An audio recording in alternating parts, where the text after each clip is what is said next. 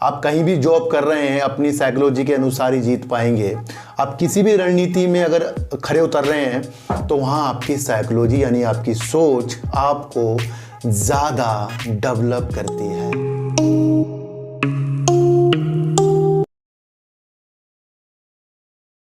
नमस्कार, आप देख रहे हैं डीप सर्च 6 और अब इस चैनल पर 4-4, 5-5, 6-6 मिनट की वीडियो बनाई जाएगी और वो भी पूर्णतया साइकोलॉजी पर आधारित होगी सर, क्योंकि मुझे लगता है कि साइकोलॉजी जो है हमेशा हमें जीत कर दिखाती है। हर जगह साइकोलॉजी चलेगी। आपका व्यापार, आपका रिश्ते, आपकी हर एक रणनीति आपकी साइकोलॉजी पे डिपेंड करती है। आप कहीं भी जॉब कर रहे हैं अपनी साइकोलॉजी के अनुसार ही जीत पाएंगे। आप किसी भी रणनीति में अगर खड़े उतर रहे हैं तो वहाँ आपकी साइकोलॉजी यानी आपकी सोच आपको ज़्यादा डेवलप करती है। तो शेयर मार्केट भी वही चीज़ है कि अगर आप अपनी साइकोलॉजी पर विजय प्राप्त कर लें तो शेयर मार्केट पर भी आप अपने लिए कुछ जीविका के लिए तो पैसे जुटा ही सकते हैं। तो सर, ये जो शेयर मार्केट है इसके अंदर हम समझते हैं कि हम शेयरों को खरीदें और पैसा इकट्ठा करके बस अपना घर बना लें, अपने गहने बना लें, अपने ये कर लें, वो कर लें। ये एक सोच है।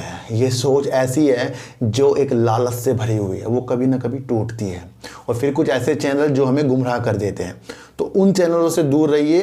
अपनी बुद्धि का विकास हमें अपने द्वारा ही करना पड़ेगा और सही रास्ता, सही चीज़ें खोजो, क्योंकि वही एक ऐसी चीज़ है जो आपको डेवलप करती है।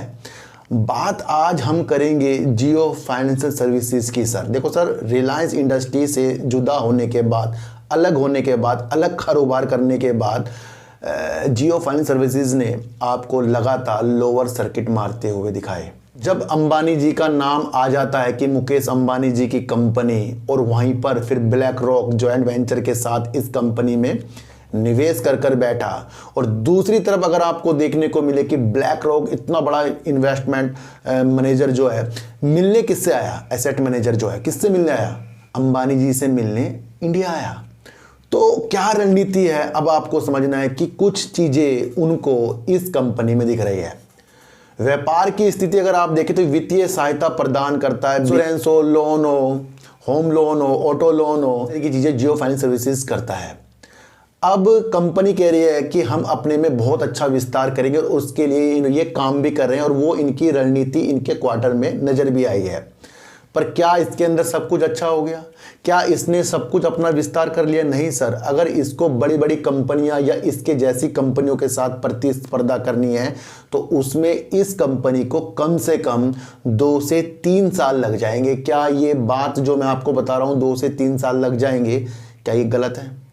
सर ये वैसे ही है कि अगर किसी ने कोई नया व्यापार किया, पहले दिन तो उसके यहाँ पर जब वहाँ पर वो बुलाता है, भाई मेरा आज पहला दिन है दुकान का, तो आप आके थोड़ा आशीर्वाद दो, तो उस दिन तो आपको चहल पहल देखने को मिलेगी और उसी दिन कुछ लोग उसकी दुकान से कुछ ना कुछ खरीद लेंगे। क्या वो दोबारा से उसकी दुकान पे आएंगे?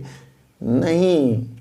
अब उसको वो कस्टमर ढूंढने हैं जो उसके साथ हमेशा के लिए जुड़े। दुकान खोलना और उसको चलाने में काफ़ी फ़र्क होता है। तो वही चीज़ आपको साइकोलॉजी की तरह बता रहा हूं कि जियो फाइनेंस सर्विसेज क्या है, कदम इसने बढ़ाया है। अब इसको जमने के लिए 2 से 3 से 4 साल का समय हमें देना पड़ेगा। बीच में इस शेयर ने तेजी के संकेत दिखाए, वो ब्लैक रॉक का कंपनी के पास आकर मिलना, यानी अंबानी से मिलना, इनका कुछ रिजल्ट आना, वो इसने कर दिया। और उसके तुरंत बाद मैंने आपको दूसरे चैनल जो मेरा सार्थक बाजार से है उसके अंदर वीडियो बनाई कि हमें इसके अंदर समय देना पड़ेगा।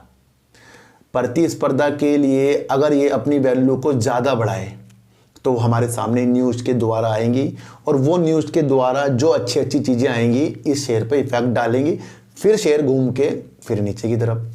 तो क्या होगा, यहाँ हमारा और आपका दिल टूटेगा। तो इस शेयर से दिल नहीं टूटना। अब लोग कहेंगे सर ये शेयर इन्वेस्टमेंट करने के लिए अच्छा है या नहीं है? बेस्ट है। जिस सेक्टर में इसने कदम बढ़ाया कि ये सेक्टर जो वित्तीय सहायता प्रदान करने वाली चीज़ें हैं, तो ये क्या गलत है? नहीं, बेस्ट है।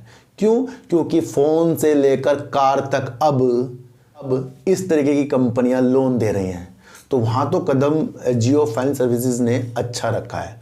तो रणनीतियाँ समझिए कि कोई भी बड़ा इन्वेस्टर किसी कंपनी में जब इन्वेस्टमेंट करता है, आज और कल के लिए नहीं है, ये आपको समझना है, वो होता है सालों के लिए। तो जब हमारा मतलब ही इन्वेस्टमेंट से है तो क्यों हम इसके शेयर प्राइस को उतार चढ़ाव में टेंशन में ले रहे हैं। तो काफ़ी लोग कह रहे हैं सर इसके अंदर करना कहते हो, सर इसके अंदर बनेगा होल्ड, और अगर मेरे पास इसके शेयर अभी तक नहीं है मैं आपको बता दूं, लेकिन जिस दिन मैं इसके शेयर लूँगा फिर मैं इसके बहुत कम कम शेयर लेते ही इसको सिप सिप की तरह लेना शुरू करूँगा। पर इसकी शेयर की रणनीति मेरी अब जो अगला चुनाव हमारे देश में होने वाला है 2024 का, वो ज़्यादा वैल्यूबल है, उसके देखकर ही सारे शेयरों में रणनीति बनेगी। तो वहाँ पर अपनी चीज़ें हम इसके अंदर बनाएंगे, और जब इसका शेयर प्राइस गिरता है तो काफ़ी मेरे पास फ़ोन आते हैं। तो आज मैंने आपको समझा दिया, अभी एक दुकान लगी है और दुकान लगना और उसे चलाने में काफ़ी चीज़ें होती हैं, ये अब आपको समझना है। तो ये वीडियो से आपको देखना है कि हमें करना है लालच को कम, और बड़े बड़े लोगों की कंपनियां और उन पर ही विश्वास करके इस शेयर पर टिका जाएगा सर। देखो सर, मेरा एक दूसरा चैनल है जिसका नाम है सार्थक बाजार से, उसके अंदर आज आपको देखने को वीडियो मिलेगी यस बैंक की तेजी क्यों, वोडाफोन आइडिया निगेटिव क्यों, बीएसएनएल की क्या है रणनीति, और देखने को मिलेगा कि अडानी विल्मर क्या अपना स्टेक अडानी विल्मर से बेचना चाह रहे हैं, क्या उसके बाद कंपनी बर्बाद हो जाएगी। तो ये सारी रणनीतियाँ मेरी साइकोलॉजी वाली न्यूज़ वाली आपको मेरे चैनल सार्थक बाजार से में देखने को मिलेगी।